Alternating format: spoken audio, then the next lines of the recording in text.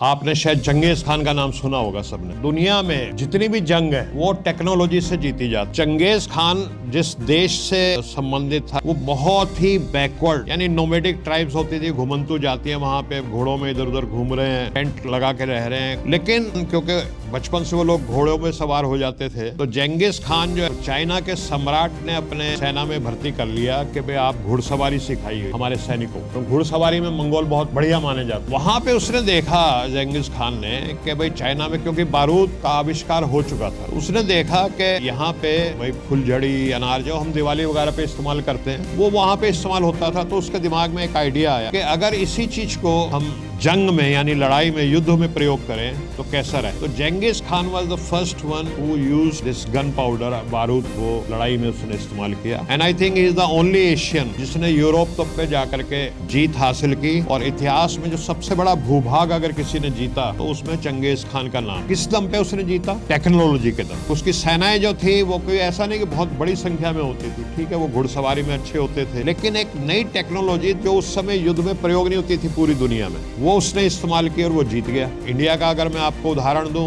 तो इब्राहिम लोदी जो था यहाँ पे बादशाह था, और बाबर आया तो कहते हैं 5 से 10 हजार के बीच की उसकी फौज थी, और इब्राहिम लोदी तो है 1.5-2 लाख की फौज लेके वहां पहुंचा पानीपत में। और जब वो सुबह सुबह हाथी के ऊपर चढ़ करके उसने देखा बाबर की फौज को तो वो हंसा कि ये 5-10 हजार आदमी मेरे से मुकाबला करने आ गए। तो उसने अपने एम्प्लॉइज को कहा कि भाई ऐसा है, लंच की तैयारी करो, इनको तो हम आधे घंटे में रोन देंगे क्योंकि हमारे पास हाथी हैं, घोड़े हैं और पता नहीं क्या क्या है। और जब जंग शुरू हुई तो बाबर एक नई टेक्नोलॉजी इंडिया में लेके आया था। उस समय 2 तोप लेकर के आया था। वो तोप इस्तेमाल नहीं होती थी इंडिया में युद्ध में, और जैसे उसने दनादन वहां से 2 तोप चलानी शुरू की तो जो हाथी घोड़े थे तो उल्टे ही दौड़ लिए। और आधे घंटे में इतिहासकार बताते हैं कि बाबर जो था वो पानीपत से लेकर जौनपुर तक का जो इलाका है उसका बादशाह बन गया आधे घंटे में टेक्नोलॉजी का। आपने सेकेंड वर्ल्ड वॉर देखा, जापान 2500 साल के इतिहास में कभी हारा ही नहीं, हमेशा जीतता था। चाइना पे कब्जा, कोरिया पे कब्जा, इधर कब्जा उधर कब्जा, लेकिन अमेरिका ने एक एटम बम, एक नई टेक्नोलॉजी लेके आया, वो गिरा और जापान को सरेंडर करना। तो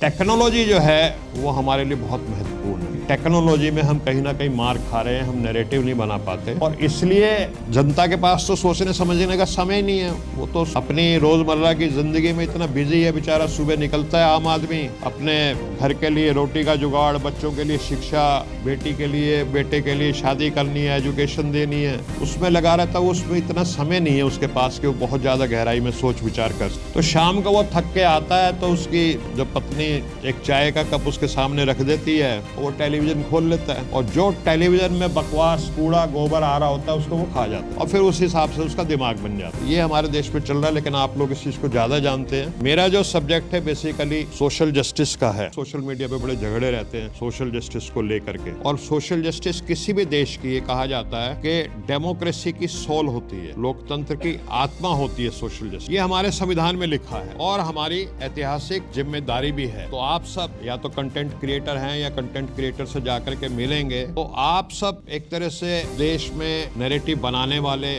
और अगर आप सच्चे मन से करते पत्रकारिता तो सच्चाई को आम लोगों के सामने लाने वाले लोग हैं, तो आपकी जिम्मेवारी ये ज्यादा बनती है, क्योंकि आप वॉइस ऑफ वॉइसलेस भी कहलाते हैं। संविधान में जो प्रावधान लिखे हुए हैं उसको आम जनता तक पहुंचाएं। अब सामाजिक न्याय का मतलब है हर नागरिक को बराबरी का अवसर मिले, हर समुदाय को सम्मान मिले, डिग्निटी मिले, हर वर्ग को प्रतिनिधित्व मिले। अब जैसे साउथ अफ्रीका में क्या था एक समय में, इंडिया में भी, कि सिर्फ प्रतिनिधित्व तो था वो अंग्रेजों के पास ही, हमें प्रतिनिधित्व नहीं था। तो आजादी की लड़ाई क्या थी कि भाई हमारी इतनी आबादी है तो चंद मुट्ठी भर अंग्रेज हम पे आकर के राज कर रहे हैं, तो ये सही नहीं। तो प्रतिनिधित्व की लड़ाई जो है संविधान में है, हर जाति, हर धर्म, हर भाषा, हर इलाका, वो सब उसमें शामिल होता है। पूरा दुनिया का इतिहास अगर आप उठा के देख लें, जिस भी देश में सोशल जस्टिस होगा वो देश महान बने। इंग्लैंड बहुत बड़ा देश नहीं होता था एक समय में, लेकिन वहाँ सोशल जस्टिस, एक संविधान की शुरुआत हुई, मैग्ना कार्टा आया, और फिर वहाँ उस देश में थोड़ा इक्वलिटी आनी शुरू हुई, और आपने देखा अंग्रेजों ने पूरी दुनिया में राज किया। अमेरिका को आप अगर देखें तो वहां जब उन्होंने काले गोरों सबको बराबरी का दर्जा दिया, उससे पहले अमेरिका इतना स्ट्रॉन्ग नेशन नहीं माना जाता। जैसे ही वहां पे इक्वलिटी आई तो अमेरिका भी एक जिसको कहते हैं आज तो सबसे ज्यादा स्ट्रॉन्ग माना जाता है। आप चाइना को देखें, चाइना में जब तक फ्यूडलिज्म था, सामंतवाद था, तब तक चाइना बड़ा मरा हुआ देश था, ज्यादा पुरानी बात नहीं। आज मेरे देखते देखते चाइना दुनिया का नंबर 1 देश बन गया। क्यों?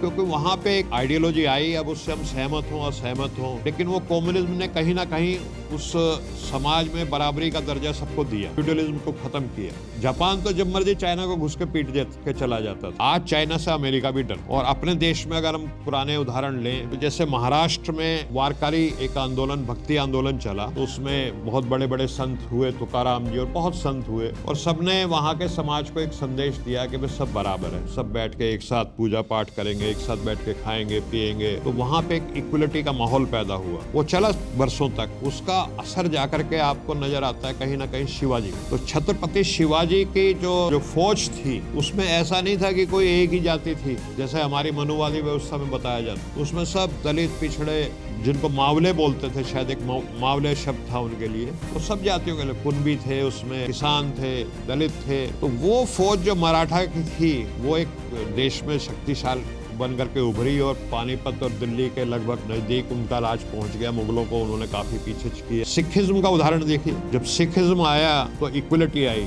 आज से 300-400 साल पहले सब लोगों को एक साथ बिठा करके उन्होंने खाना खिलाया, सब बराबर हैं, सब सिख हैं, सब सिंह लिखो अपने नाम के आगे और सब हथियार उठाओ। उससे पहले तो ये था कि हथियार उठाने का राइट ही नहीं था कुछ जाति को छोड़ करके। अगर भाई आप हल उठा सकते हो, कुदाल उठा सकते हो, हसली उठा सकते हो, हथौड़ा उठा सकते हो, लेकिन तलवार अगर आपने हाथ में ले ली तो आपका हाथ भी काट दिया जाएगा। लेकिन सिखिज्म ने सबको बराबर किया, सबको शस्त्र दिए, सब कृपान रख लो, सब साथ बैठ के खाओ। और पंज प्यारे में बाकी एक को छोड़कर जो 4 थे वो शूद्र या ओबीसी ही उस कैटेगरी में आते थे। तो एक शक्ति का विस्फोट हुआ इलाके में। और चंद्रगुप्त और अशोक के जमाने में भी जातिवाद नहीं था और देश महान बना। और महाराजा रंजीत सिंह का जो झंडा था वो काबुल और तिब्बत तक उन्होंने गाड़ा। तो वो चंद्रगुप्त और अशोका के बाद पहली बार हमारे देश में ऐसा हुआ कि कोई काबुल तक नहीं, तो काबुल से तो आते रहे भाई लोग, घोड़ों पे आते और इंडिया को रौंद देते, लेकिन इंडिया के लोग इक्का दुक्का ही उदाहरण है कि काबुल तक पहुंचे और वहां झंडा गाड़ दिया। मेरा कहने का मतलब ये है कि समाज में जब जब इक्वलिटी आएगी तब तक देश जो है वो ताकतवर बनेगा, समृद्ध बनेगा, शक्तिशाली बनेगा, खुशहाल बनेगा,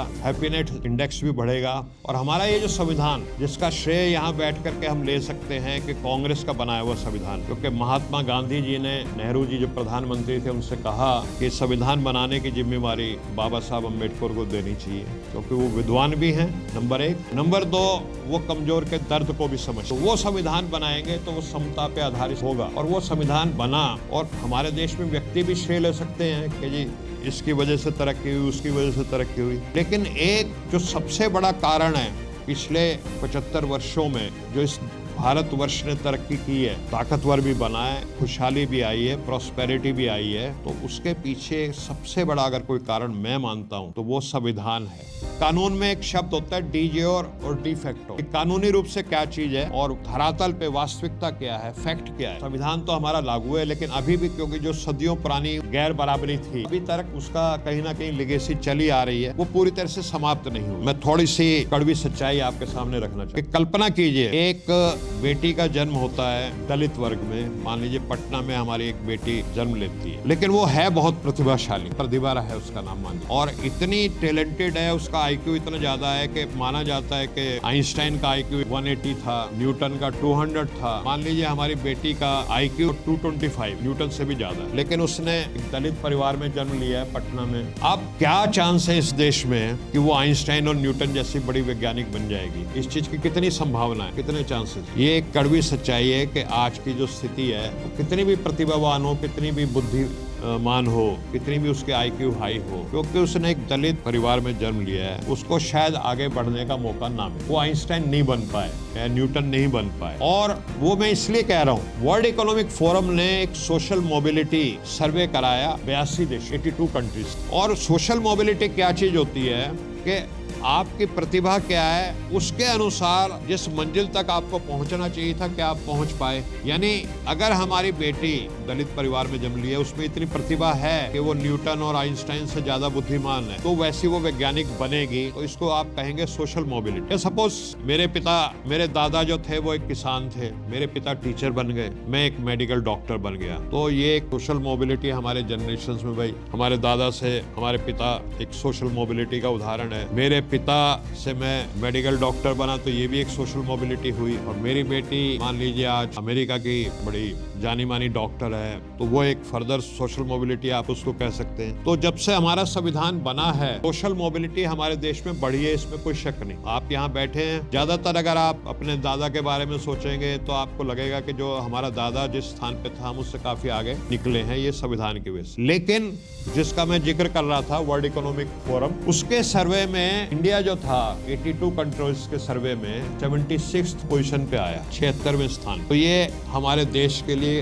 अच्छी बात नहीं, और कहीं ना कहीं जो पुरानी जातिवाद का जो लिगेसी चली आ रही है, उसका इसमें कहीं ना कहीं योगदान है, जो हमारा सोशल सिस्टम है। तो जो नॉर्थ यूरोपियन कंट्रीज हैं, स्वीडन है, डेनमार्क है, नॉर्वे है, वहाँ सोशल में वो टॉप 5 में आते। तो वहाँ अगर हमारी यही प्रतिभा बेटी 220 के IQ के साथ पैदा होगी, तो डेफिनेटली न्यूटन बनेगी, डेफिनेटली आइंस्टाइन बनेगी। तो हमारे देश में भी सोशल मोबिलिटी बढ़े, इसके लिए सोशल जस्टिस की जरूरत है कि सबको आगे आने का मौका मिले। और मान लीजिए हमारी बेटी नहीं बन पाती, वो आंगनबाड़ी वर्कर बन के रह जाती है या प्राइमरी स्कूल की टीचर बन के रह जाती है, इतने IQ होने के बावजूद भी, तो ये किसका नुकसान है? Ultimately it is a loss of the country, देश का नुकसान। तो इसलिए भी सोशल जस्टिस जरूरी है।